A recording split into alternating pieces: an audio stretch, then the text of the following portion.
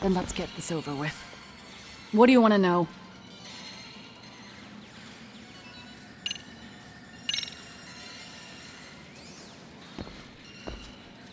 Let's start with the video. Any thoughts you'd care to share? I found it on a flash drive in Kitakata-sensei's room. Or should I say, Kuwana's. I take it that means he's the one who recorded it. Yes. That means Kuwana already knew back then the rest of you were bullies too? Yes.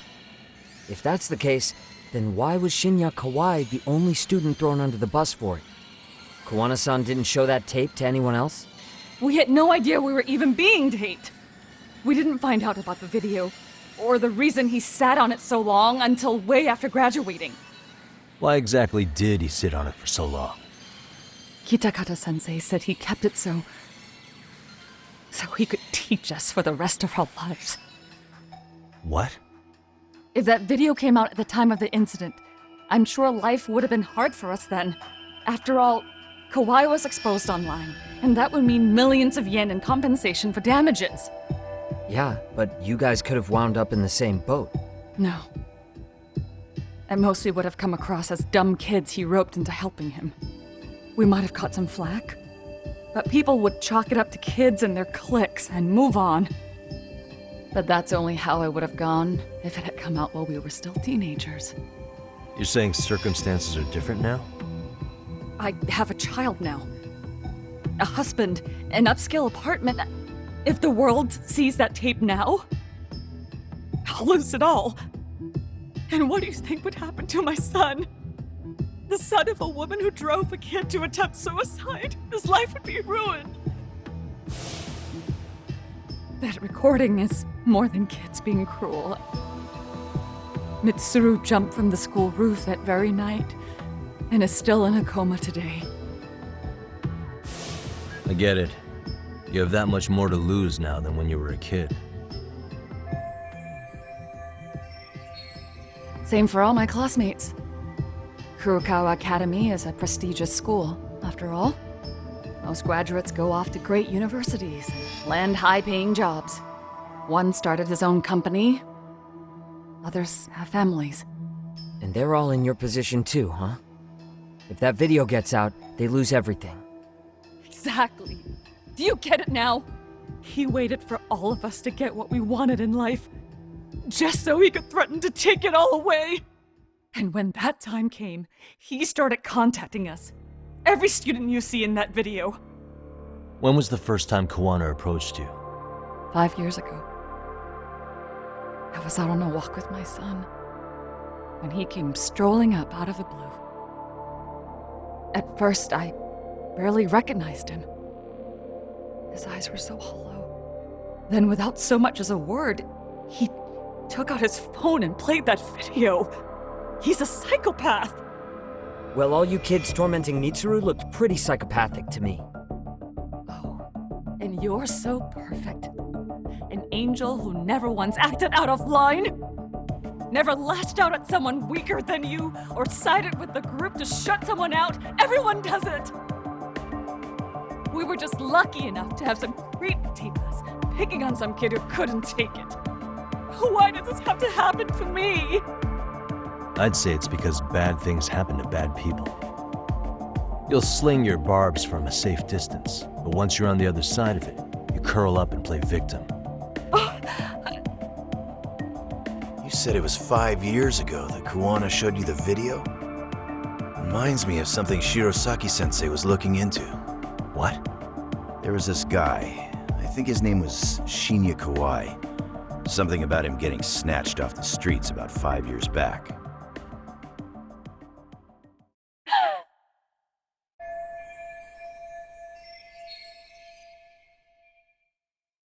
Then it was you guys.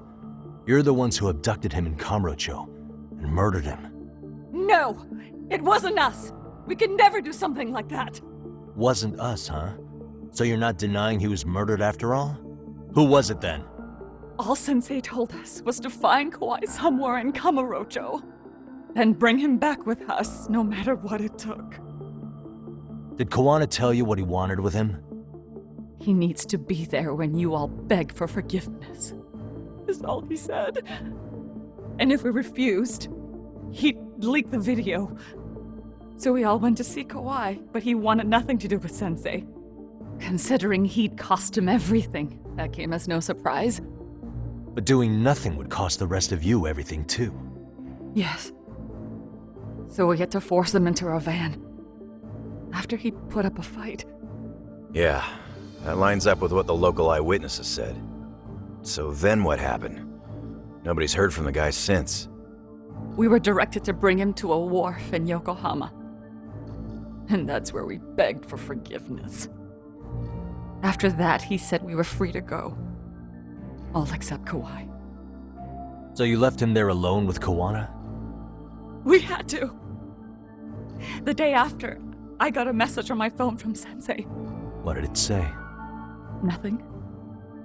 There was only a video. It was of all of us, pushing Kawai into the van. Turns out he recorded what we did in the city. You can see all our faces so clearly. How we covered Kawai's mouth as he screamed for help. Even if you know all the backstory, the video is a clear-cut abduction. As I was watching it the first time, another message came in. This time, a picture. When I saw it, I just went cold. That's when I knew I would never be able to escape him. It was a picture of Kawai. Dead. Anyone who saw those messages would think we killed him after shoving him into the van. And that's how he got his real leverage on his former students. Since then, we've been at his beck and call. No matter what he tells us to do, we wouldn't dare refuse him. He's giving you orders? That man! He forces us to help him. He makes us accomplices to murder. Murder? What the hell? Murder who, exactly? Any bullies involved in suicides. That's who Sensei's got it in for. Anyone he can find across the country. He doesn't even care how old the case is. If a student commits suicide, and bullying is suspected as the cause, he'll turn up. As far as I know, counting Kawai, I think he's killed at least 7 people. 7? How's he doing this? So his idea of justice is killing bullies? Across the entire country? He said that's the only way we can atone. Anyone who drives someone to suicide must always face justice. Until society comes to terms with this, he says we'll keep getting our hands dirty. That way, we might be able to save the next few Mitsurus before it's too late for them. Not sure I should say this out loud, but I'm kind of rooting for this guy now. Yeah, let's not. So was the murder of Hiro Mikoshiba part of that agenda? We know Mikoshiba drove Ehara-san to suicide 4 years prior. That has to be why Kuwana let Ehara murder him, and how you found your role in establishing his alibi. Not just me. Grabbing Mikoshiba required a good number of people. All the people who pinned Ehara down. And even the ones who filmed it, they were working for Sensei. So that's how it went down. We had an unspoken agreement that we wouldn't directly take part in any killing. He just makes us his accomplices somehow. Like luring a target or digging a hole for a body. But the one thing we can't ever do is turn him down. If we do, he'll send his video of us abducting Kawai to the police. And then Kawai's body will turn up with our fingerprints all over his corpse. And we know that because he's hidden Kawai's corpse in a freezer somewhere. He's preserving one of his murder victims? So as long as he has that, you're wrapped around his finger.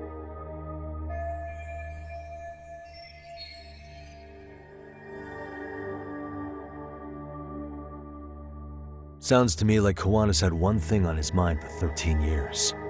Sitting on that video and becoming an Ijincho handyman was all in service of his real motive, killing off bullies. He's dragged all his former students into this hell, until the day it destroys every single one of you.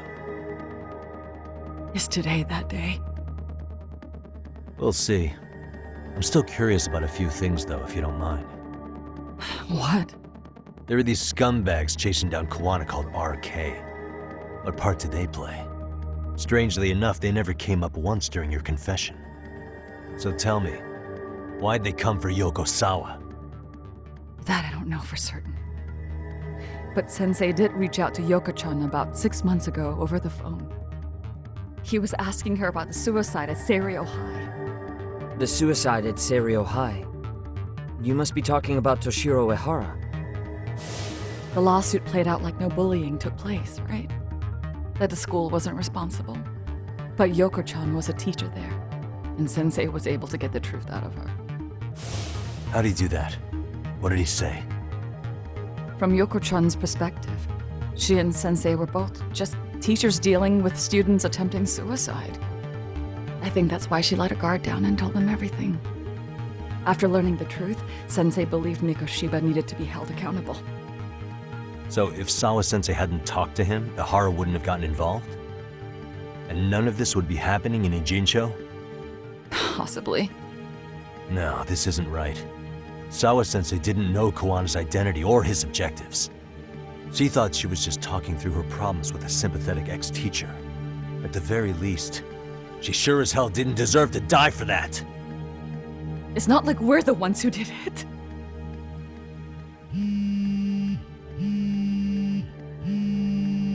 Who is it? Block number. Hello? Yo, know who this is, Yagami? Kuwana? Yeah. I heard you're looking for me. Where are you? I'm willing to meet you now if you come alone. But you have to let Mamiya go in exchange. What? Alright. She's free as soon as I see you. Works for me. Then come on down to your office. I thought I'd let myself in. What? Gotta say, this chair's pretty comfy. Pretty sure I locked up behind me when I left. Listen, I'll only meet you alone. No one else. And don't make me wait long, or I could change my mind. He told me to meet him alone. You can let Mamiya-san go once I confirm he's there. You gonna be alright by yourself? Well, he already knows Mamiya-san's with us. I'm guessing he was watching us from somewhere. And I can't afford to do anything that would piss him off enough to make him disappear. Got it.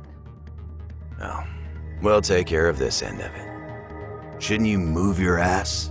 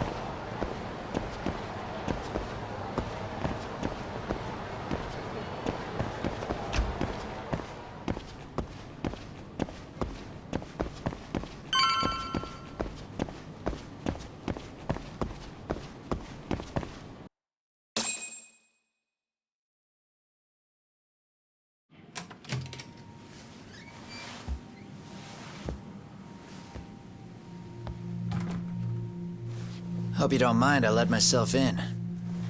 Now, are you gonna hold up your end and release Yui Mamiya? Come on. You and I can either try to make this work, or neither of us is gonna get what we want. So, you gonna make the call or what?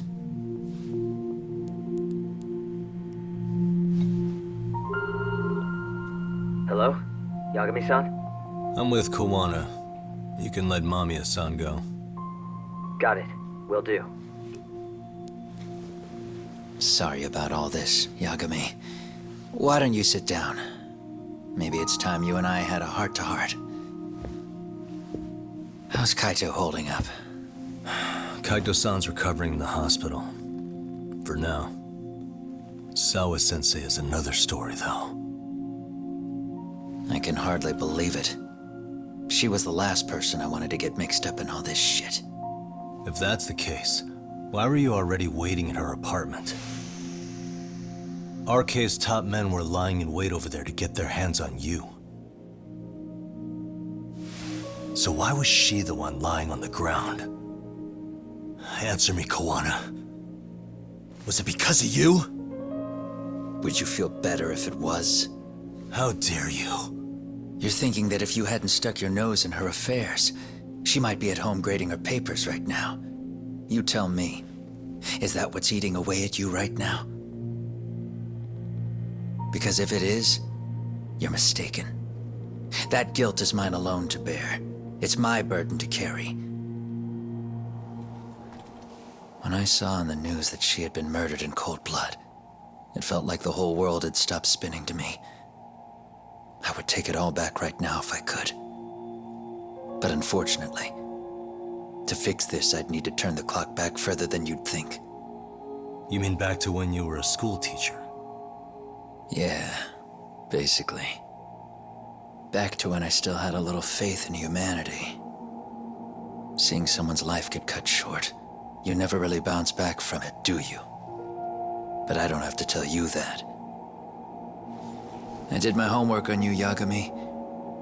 It seems you were a fairly accomplished lawyer.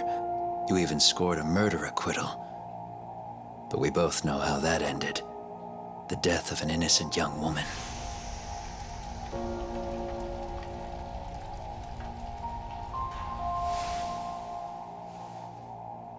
You and I are the same. We both have scars. And they're the type of scars that never fully heal. Yeah. Maybe you're right. But for Sawa-kun, it was 13 years ago. The very day before Mitsuru Kusamoto jumped, she stopped me in the hall so she could tell me about how serious the bullying really was. Up until that day, I just assumed it was boys being boys, teasing. I figured it was harmless, that they'd get bored with it, and then they'd move on. I mean, come on. Kawai had to have been twice the size of Mitsuru. It's not like I'd seen any fighting, so I warned him not to overdo it, and eventually he would take the hint. Well, according to what I was told, you smirked, actually. Yeah, I guess that's what I did. That was too late. Sawa-kun had to point it out. Sensei, how could you be so blind, she asked. Her eyes were this piercing mix of pity and scorn.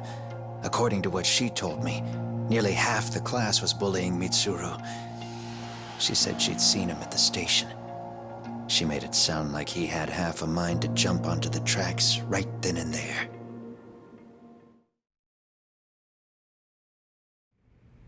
I'm not so presumptuous anymore. But back then, I used to think my students were my biggest fans. I thought I'd won their hearts and minds.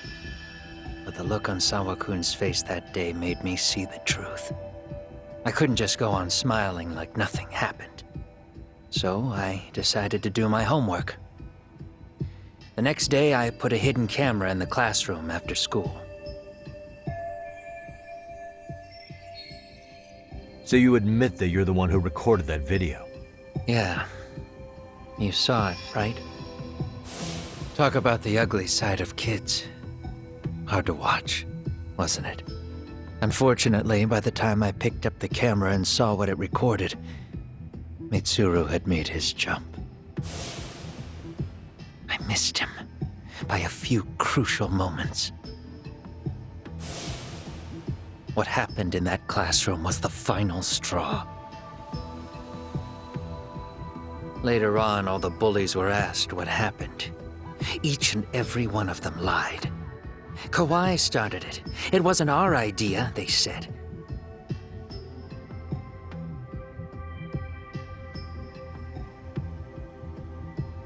To anyone outside of it, all they'd seen was Kawai forcing Mitsuru to do his bidding. So the people held culpable were Kawai and myself. The callous homeroom teacher who deliberately turned a blind eye. That was the day I began living my life with real purpose. So you couldn't forgive your students who got away with bullying. You went so far, you put aside your own life to make sure they atoned somehow. That's right. Mitsuru Kusamoto's still a vegetable. He's as good as dead. But I don't care. We have no right to forget about him. You say that, even though Sawa-sensei ended up paying for it. I'll ask you again. Why were you at her apartment the other day? Don't dodge the question this time.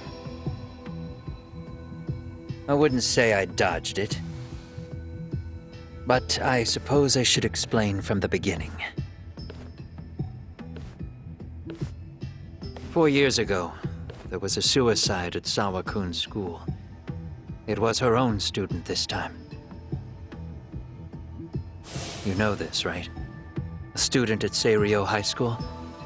Toshiro Ehara. Yeah. When she was in court, Sawa-kun had no choice but to say there wasn't any bullying.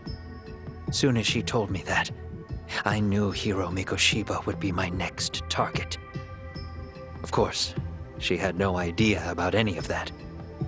When Sawa-kun learned Mikoshiba had been murdered, though, she reached out to me herself. What did she want? She had a sneaking suspicion that I was involved in his death. She called me a few times, prodding carefully for answers. Quite the perceptive lady, really. And? What kind of answers did you give her? I denied any knowledge of it, but at one point, she mentioned something kind of odd. That there was a detective at the school already investigating the incident. Huh? She meant you, of course. A detective already knee-deep into the case, despite the police barely even knowing about Mikoshiba.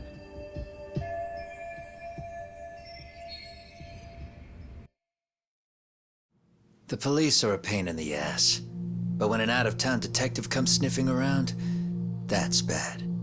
I knew I had to act fast to get you off the trail. Although, Sawa-kun was a problem too. I thought I'd kill two birds with one stone. And then what? First, I found out where the two of you would be meeting up, at that little cafe. Then, I hired the Liumang to step in. But you put up one hell of a fight. They had strength in numbers, but you would have taken out the whole group if I hadn't stepped in. Nonetheless, my other message went through. At the same time, Sawa-kun was handed a photo of Mikoshiba's final moments. I left that task to someone you know. Yue Mamiya. They hadn't seen each other in 13 years. Sawa-kun had no idea. The lady in the sunglasses. Yui Mamiya was involved in that too? Everything I did that night was intended as a warning to Sawa-kun. Although, I guess I didn't have to be so extreme about it. Yeah. Sawa-sensei was too smart. She must have started suspecting that you'd had something to do with Mikoshiba's murder. After all, who else could have known we'd be meeting at that cafe? She'd have traced it right back to you. Even if Sawa-kun had started to suspect me, I knew she wouldn't sell me out to the cops. We're too alike. The both of us lost students to suicide on our watch. That said, I couldn't bear the thought of dragging her down into the mess I started, so I scared her off.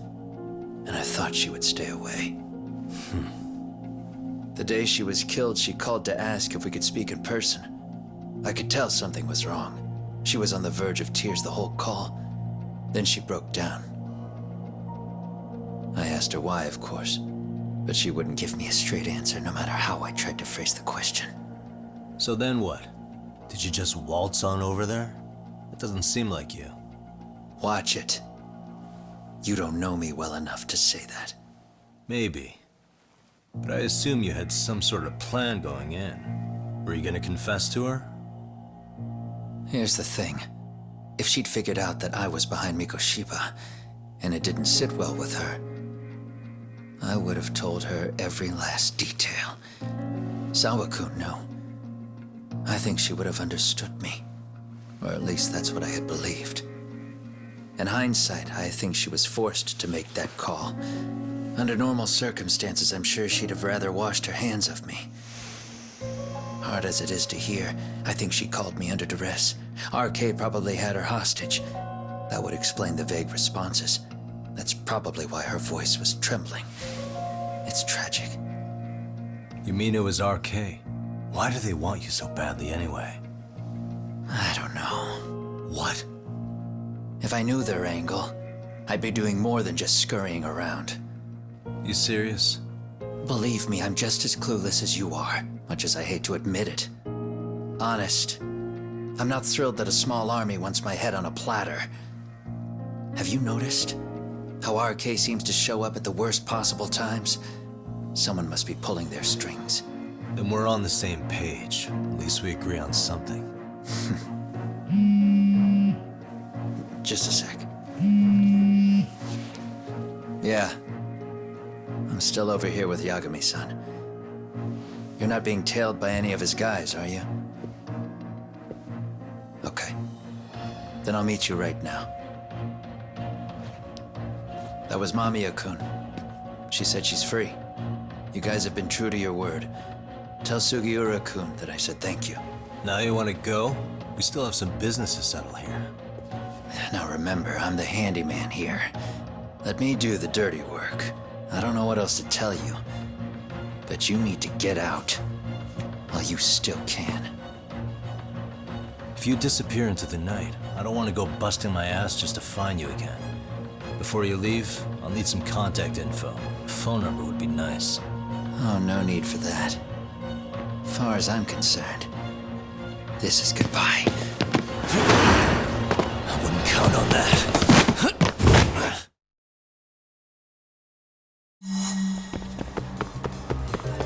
You won't get away.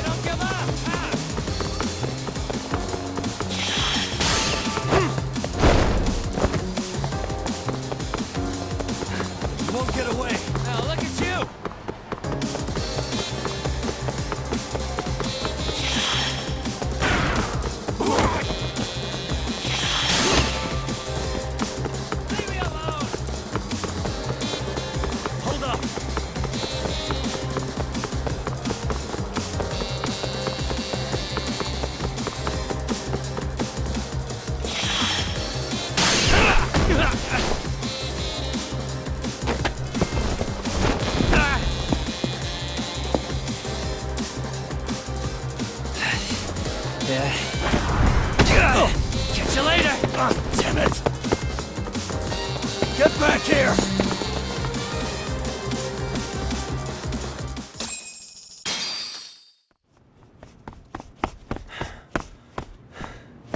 What the? Where'd he go?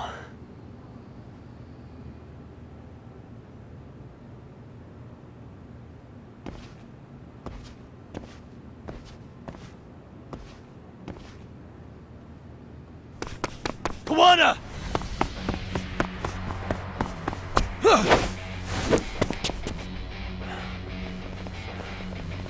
You guys again. You really need the masks? Come on, Kurakawa kids.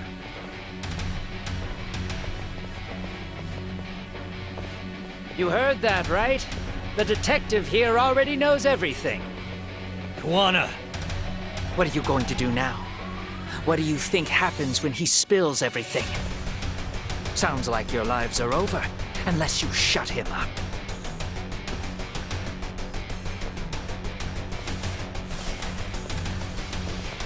But Sensei, you'll finish the job for us, right? Huh? Is that you, Akihiro? Oh, he's even got a name to your voice.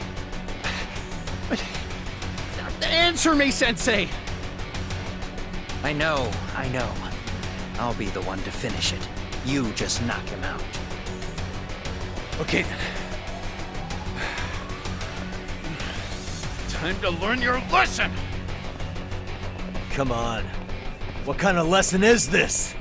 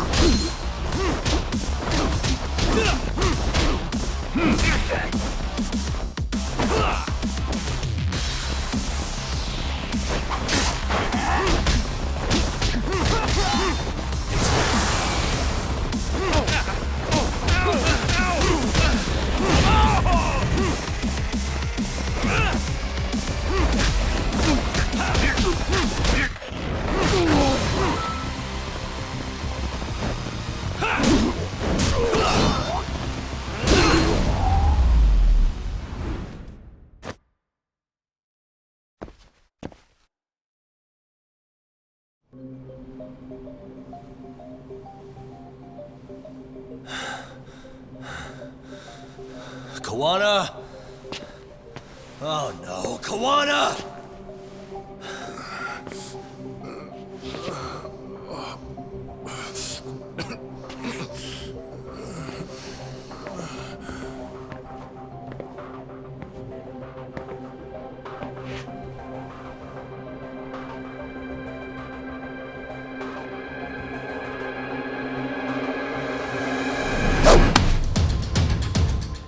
Really? So nice of you to stick around. Mamiya-san. Well, since Kuwana couldn't stay, sounds like you're not out of the woods just yet, huh?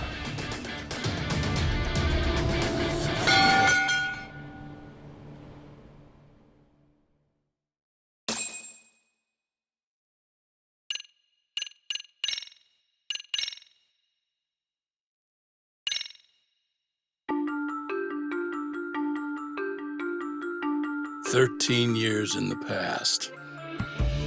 Mitsuru Kusumoto plunged himself into a coma, sealing his fate alongside Kuwana's. Ridden by guilt, Kuwana sets off on a path of vengeance, and the bullies he drags with him are shackled to the shadows. However, Yokosawa's murder serves as a deadly wake-up call to what he's done.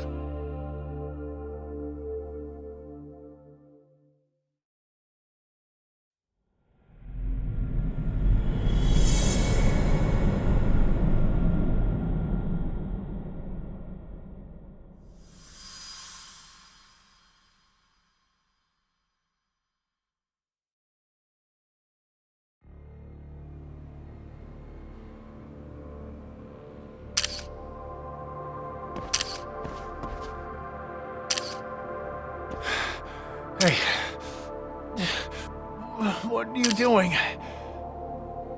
Getting your identification on record, so you won't be a threat to us anymore.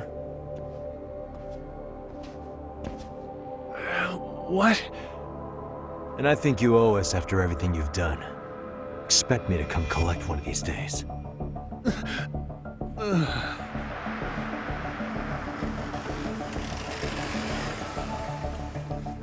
Your carriage awaits, Mamiya-san. Don't tell me we're going back to that dingy arcade. We sure are. But try not to hold a grudge. It wasn't us who abandoned you.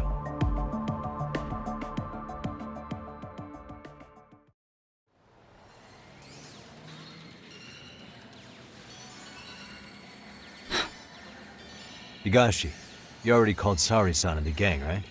Yeah, I let them know what's up. They said they'll head over when they're ready. Did Shirosaki-sensei say anything? Well, she was pretty stunned when I told her who Kuwana really is and what he's up to. Sounding a little smug there, Higashi-san. Taking credit for the detective work you didn't even do? Back me up here, Yagami-san. Whatever, man. Kuwana got away, and that's all that matters. Still, the task in front of us is finishing Saori-san's case. We have to clear up Ehara's crime once and for all. With Mamiya-san's help, of course. Finally, I'm ready to get some answers. Well, we still got time till Shirosaki-sensei gets here. Why don't you take a breather, Yagami-san? Huh? That'd be okay? Sure. I'll call you once everyone's here. Yeah, a break sounds good. By the way, Higashi, has anything unusual gone down in Kamurocho lately? Anything involving RK? Yeah, about that. My guys are saying things have been a little too quiet since yesterday. Soma and Akutsu are out in Ijincho too. When they come back, they're in for a rude awakening. They'll make them pay for what they did to Kaito Aniki. Make them pay? Aren't your Yakuza days behind you now? That's not the Yakuza in me talking. That's just a problem I'm gonna be the solution for. Isn't that exactly what a Yakuza would say? Fine. Think of it as getting revenge for a brother. I'm doing the right thing, damn it! Yeah, maybe it's just how you're putting it. Besides, what's it matter if I was Yakuza? I've got my own code, and I'm gonna do right by me. Whatever you say. Much as things change, they stay the same.